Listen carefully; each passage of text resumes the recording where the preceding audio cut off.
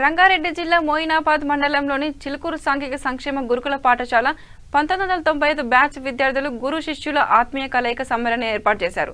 తర్వాత మహానీయుల చిత్రపటాలకు ఘనంగా నివాళులు అర్పించి జ్యోతి ప్రజ్వలన ద్వారా కార్యక్రమాన్ని ప్రారంభించారు. సరిగ్గా 25 ఏళ్ల తర్వాత వారంతా ఒకచోట కలుసుకున్నారు. ఒకరినొకరు ఆప్యాయంగా పలకరించుకొని చిన్ననాటి మధుర జ్ఞాపకాలు నెమరు వేసుకున్నారు. ఈ గురు శిష్యుల ఆత్మీయ కలయిక సమావేశం కనకమామిడి గ్రామ శివారులో గ్రీన్ ఫీల్డ్ రిసార్ట్లో జరిగింది. సింగర్ గిద్దె రామ్ నోసయ్య తన గలం ద్వారా గురువుల యొక్క గొప్పతనాన్ని, పల్లె సంప్రదాయాలను, అందాలను తన పాట ద్వారా అందరినీ ఆనందపరిచాడు. ఈ కార్యక్రమానికి ముఖ్య అతిథులుగా చేవెళ్ల ఎమ్మెల్యే యాదయ్య, తాండూరు ఎమ్మెల్యే రోహిత్ రెడ్డి పాల్గొన్నారు.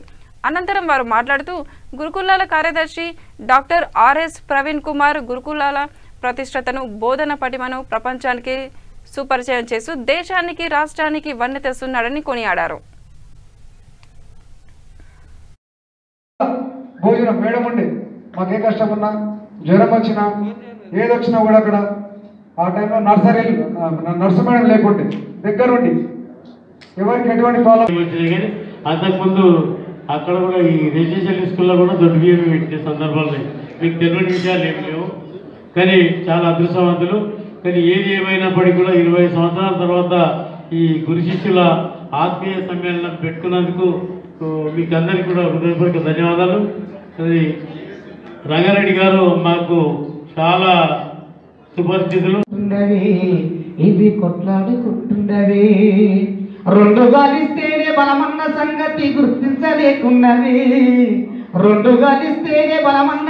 ఇక్కడ దాకా రప్పించిన మీ అందరికీ, మీ సోదరులందరికీ కూడా ఇంతమంది గురువులను కల్పించే అవకాశం కల్పించినటువంటి, ఈ ఆర్గనైజ్ చేసినటువంటి అందరికి కూడా మనస్ఫూర్తిగా ఈ తల్లి గంధల గిద్దేరా నరసయ్య, పల్లె పాట రాసి పల్లె తల్లి వైతవో. వచ్చినాయి. కానీ అంతకుముందు అక్కడ కూడా ఈ రెసిడెన్షియల్ స్కూల్లో కూడా దొడ్డు బియ్యం పెట్టే సందర్భాలు మీకు తెలియని విషయాలు ఏమి లేవు. కానీ చాలా అదృష్టవంతులు. కానీ ఏది ఏమైనప్పటికీ కూడా 20 సంవత్సరాల తర్వాత ఈ గురు శిష్యుల ఆత్మీయ సమ్మేళనం పెట్టుకున్నందుకు మీకు అందరికీ కూడా హృదయపూర్వక ధన్యవాదాలు. అది రంగారెడ్డి గారు మాకు చాలా సుపరిచితులు. మమ్మీకి ఏదో లింక్ ఉంటుంది. నేను ఈరోజు చాలా గర్వపడతా ఉన్నాను. మమ్మీ సోషల్ వెల్ఫేర్ డిపార్ట్మెంట్ టీచర్గా ఉన్నందుకు చాలా గర్వపడతా ఉన్నాను. అదేవిధంగా నేను కూడా హాస్టల్లోనే చదువుకున్నాను. మరి 4th క్లాస్లో నంద్యాలలో చదివినా, 10th క్లాస్లో రత్నంలో చదివినా, ఎన్నెన్నో చదివినా.